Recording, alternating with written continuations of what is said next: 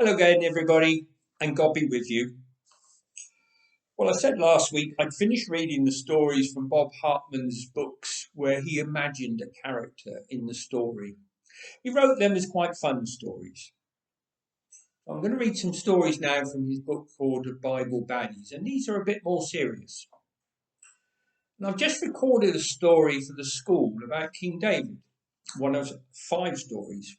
So I thought I'd read a story in here, that Bob Hartman tells about King David. And he starts with this introduction. And this story, by the way, is called The Murderer's Tale. When I was a kid, I always wanted to know who were the good guys and who were the bad guys. I guess that's why I found the story of David and Bathsheba so confusing. As far as I could tell, David was one of the good guys. He defeated the evil giant Goliath. He escaped the murderous pursuit of King Saul, and he became the greatest ruler that Israel ever had. And yet, there was that other story, the one about the naked lady on the rooftop who caught David's eye, the one we always giggled at our Sunday school class, the one where David wasn't such a good guy after all. So what's the difference between the good guys and the bad guys? Maybe it has to do with the choices people make once they've done something wrong. Ignoring wrongdoing or explaining it away or trying to act as if it was a good thing seems to make them badder still. But when they admit that they have been wrong and give God the chance to do something about it, He makes it possible for them to be good guys again, even when they've stumbled just as far as David had. Yes, even David, the one the Bible calls a man after God's own heart. Here's the story. It was like walking down the stairs. The first step was easy, so easy that he hardly noticed his feet had moved. He saw her, he fancied her, he wanted her. It was as simple as that, and more complicated than his passion would allow. For he was the king of Israel, and she was another man's wife. There must have been some part of him willing to admit that this was wrong, but her lips and her skin and her soft falling fountain of hair covered him and consumed him and chased away every other care. And the most he could remember thinking was that God owed him one. He'd killed the giant after all, and united the kingdom, and repaid the cruelty of his predecessor Saul with kindness and patience and respect. He was David, God's chosen and anointed king. David, faithful and trusting and true. Surely, he thought, this little indiscretion, this passing moment of passion, could do no long-term harm. It was like walking down the stairs. But suddenly they were narrow and steep and uneven, and the second step proved much harder than the first. I'm pregnant, explained Bathsheba, and there is no question about it. The child is yours. Of course it was his. Her husband, Uriah, was away at the war, fighting David's war. But there was still time to avoid a scandal, and a way to do it as well. It would involve a little deception, yes, but surely that was better than the humiliation of God's chosen king. So David called Uriah home from the front. You fought hard, David said. You fought well. And then, with a nod and a wink, he added, spend tonight at home with your wife. It's the least you deserve. Uriah left the king, but he did not go home. He lay down outside the king's palace instead with the rest of the king's servants. So when the morning came, David sent for him again. I meant what I said, he explained. You've had a long journey. Go home spend some time with your wife." "But how can I?" Uriah sighed. "My commander Joab and all my fellow soldiers are camping out in the fields. How could I possibly enjoy myself when I should be doing my duty and sharing in their hardship? You're a soldier too, your majesty. I know you understand these things.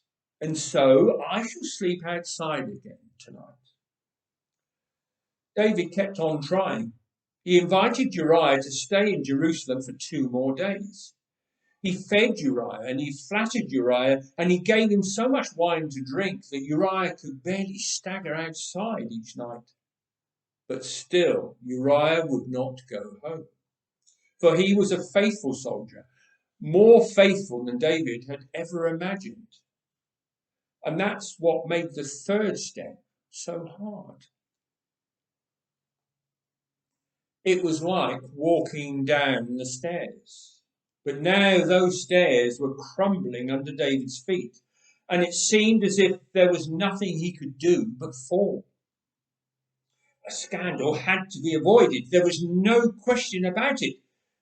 And more than that, Bathsheba was no longer just a passing fling. He hadn't managed to talk Uriah into sleeping with her, but he had convinced himself completely. She was beautiful. She was carrying his child, and he wanted her, not just for an afternoon's entertainment, but forever. And there was only one way to make that happen. He would have to take the final step from adultery to deceit to murder. He sent a letter by Uriah's own hand. "Give this to your commander Joab," he ordered. "It is for his eyes only." A lesser soldier, an unfaithful servant, might have read the letter and in so doing saved his life. But Uriah was a good man, so he delivered his own death warrant into Joab's hand.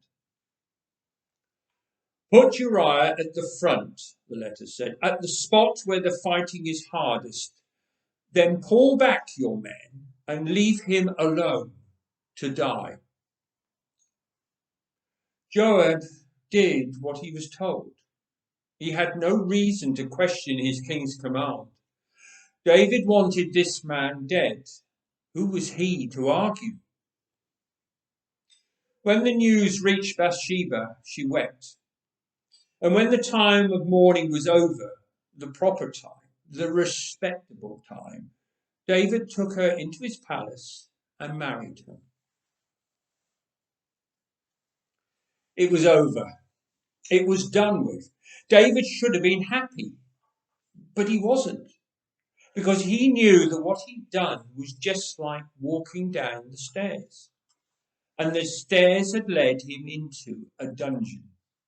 Everywhere he looked, there was darkness. Guilt shadowed his every move. Bright days seemed cloudy. Good friends seemed distant. And even the reports of victory from the battlefront seemed hollow, for they reminded him of the face of only one fallen soldier.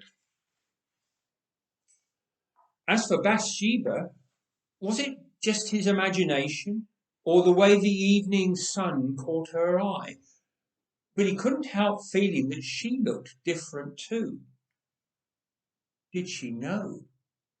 Had she guessed?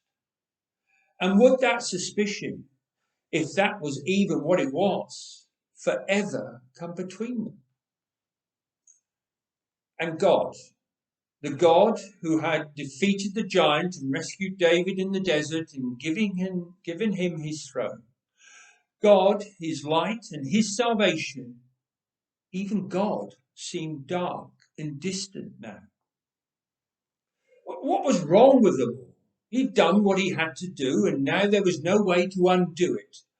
All he could do was put things behind him and try to carry on. So that's what David did with his guilt and his sadness and his shame.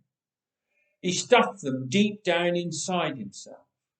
as he'd once stuffed supplies into a bag and taken them to his brothers, as he'd once stuffed 5 small stones into his hand. The darkness, however, would not go away. The dungeon walls refused to disappear. So that's where he was sitting one day when the prophet Nathan came to call. "I have a story to tell you," Nathan announced, and David just sighed and waited for him to go on. The darkness was real. The dungeon walls were closing in. It was hard to see how a story could help. "Make it quick," David ordered. "I have things to think about." "Once upon a time," Nathan began, "there were 2 men. One was rich and the other poor. The rich man had more sheep than he could count, but the poor man had only one, a little ewe lamb which he cuddled and cared for and raised like one of his own children. He fed it from his table. He let it drink from his mug. No lamb was ever loved more." David forced a weary smile.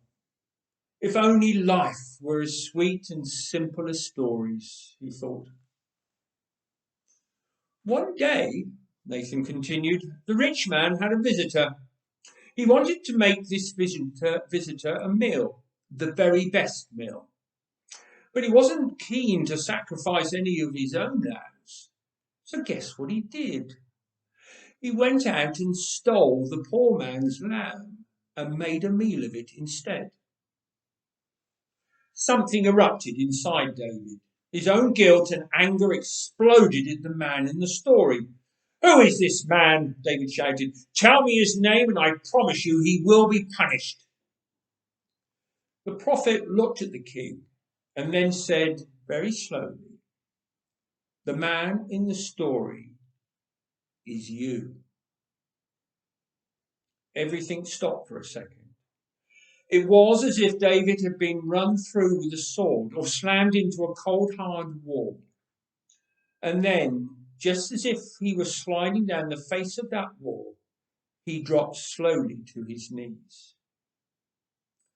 Nathan knew. Of course he knew. God had told him, and God had known all along. "There will be a price to pay," the prophet continued. "Your family will be plagued with violence. Your wives will be unfaithful, and your child, the child that Bathsheba is carrying, will die." The tears came rushing out now, just as the anger had. "I have sinned," admitted David at last. "I, and I alone, have brought this pain upon the people I love." And with that admission, suddenly there was light. It didn't make sense. There should have been darkness and more darkness still, but instead there was light. Not much light, but enough to see again, enough to make his way out of the dungeon. And so David stood, weeping still. "I'm sorry," he said to Nathan. "I'm sorry," he said to God. It was a small step, a feeble step, the first of many hard and painful steps. But it was a step towards the light. In fact, it was just like walking back up the stairs. Well, that's this week's story. I'll find another story from Bible Baddies next week. In the meantime, God bless you.